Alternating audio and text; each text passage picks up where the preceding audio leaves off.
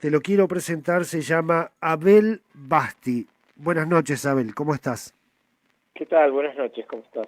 A partir de los años 90, y con el caso Pripke en Bariloche, ¿no? Que fue el Ajá. primer caso resonante aquí en la región, y prácticamente a partir de esos años hasta el presente que me he dedicado a investigar y a escribir sobre el tema. Hay un libro que está ya a punto de aparecer, donde me parece, por lo que leí por allí, vos profundizás en lo que fue la estadía de Adolf Hitler en una zona cercana a Villa Langostura, en una estancia. Sí, en este libro yo lo que hago es presentar nuevos testigos. Cuando hablamos de testigos, digo personas que han estado con Hitler en la Argentina. Y respecto a las zonas, establezco, de acuerdo a los testimonios y a lo que he podido ir armando, una gran zona de protección en la Patagonia que en esos años se extendía desde el sur de Bariloche hasta Junín de los Andes aproximadamente, y desde el límite con Chile unos cuantos kilómetros hacia el este, ¿no? Hacia la zona de estepa. Cuando uno toma ese mapa es un conjunto de estancias que estaba en manos de capitales alemanes, como es un continuo eso, y bueno, áreas federales que estaban bajo jurisdicción de parques. Toda esa zona, que es muy grande, es casi 1 millón de hectáreas, era una zona de protección donde los nazis que habían escapado podían estar tranquilos, incluyendo, bueno, a su máximo jefe, ¿no? Ajá. Esa protección era básicamente desde el gobierno nacional, una protección política. Yo diría que era una protección que bajaba desde Estados Unidos, porque Estados Unidos había hecho un acuerdo con los nazis. Ese acuerdo de última hora, en los últimos meses de la guerra, consistió en la transferencia de hombres, de divisas, de tecnología, todo lo que era el capital del Tercer Reich hacia América, para que no quedara en poder de los soviéticos, ¿no? Entonces es un acuerdo grande, digamos, importante, de magnitud, donde la zona de evasión es América y donde el principal protagonista es el gobierno de los Estados Unidos. Ajá. La llegada a nuestra Patagonia de estos jerarcas nazis, incluyendo a Hitler, ¿vos cómo lo tenés documentado? ¿Cómo es que llegan a la Patagonia? Bueno, básicamente mi trabajo de campo ha sido con testimonios, bueno, el tema de submarinos alemanes en toda la costa atlántica, eso he hecho relevamientos, bueno, hay documentos de época de la Armada Argentina y testimonios, etcétera. Cuando me refiero a submarinos, me refiero a un convoy de submarinos en el año 45, que traía jerarcas, divisas, documentación, etcétera.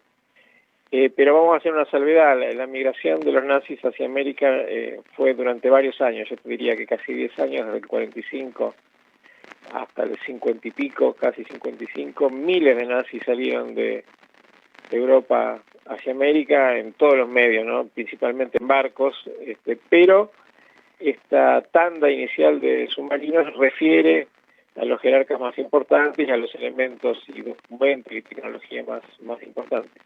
Pero estamos hablando de una evasión masiva, muy grande, muy articulada, muy aceitada, donde había varios actores.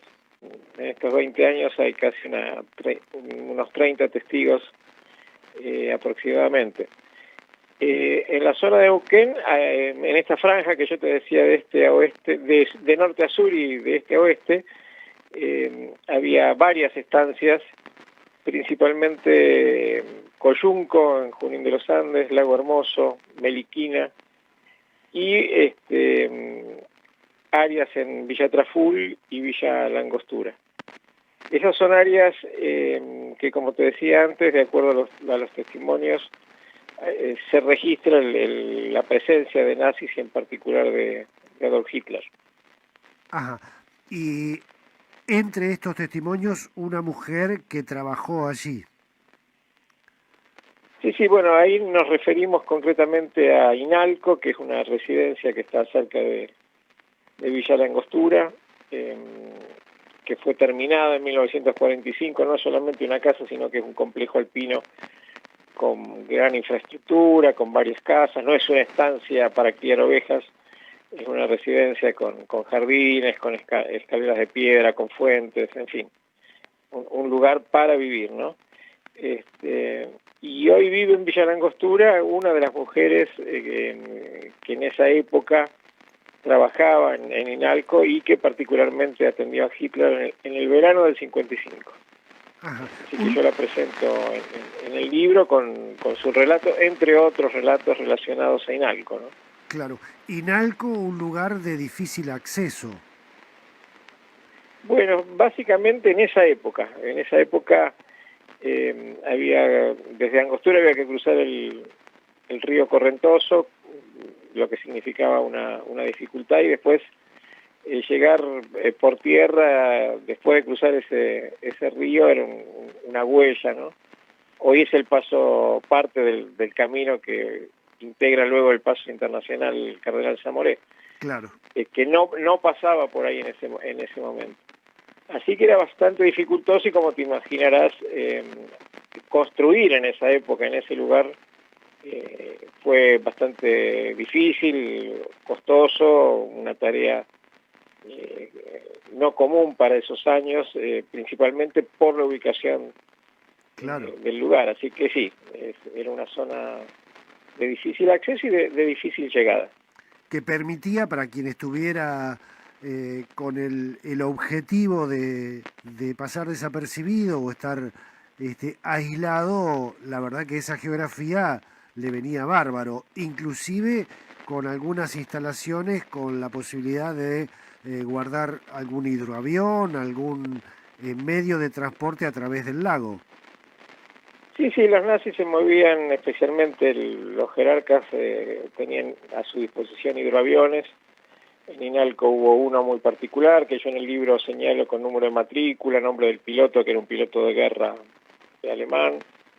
Y respecto a la seguridad, yo insisto con que no es un lugar puntual, sino que es una gran zona, ¿no?, de miles de hectáreas, en manos de los alemanes, lo que implicaba que cualquier movimiento de visitantes, entre comillas, por decirlo de algún modo, era detectado a través de puestos fijos y de este conjunto de infraestructura donde estaban los alemanes. O sea, entrar a Bariloche implicaba entrar por un camino que estaba en una estancia alemana, llegar al aeropuerto implicaba llegar a una zona también donde había estancias alemanas, llegar en tren significaba lo mismo, porque la anteúltima estación estaba dentro de la estancia San Ramón, así que era un territorio muy controlado, sobre todo en esos años, estamos hablando de los 40, cuando el movimiento era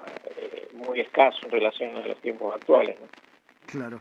Eh, Abel, Hitler y la gente con la que estaba él, ¿eran de instalarse en un lugar durante mucho tiempo? ¿Se iban moviendo de lugares? ¿Cómo era la cotidianeidad de Hitler allí?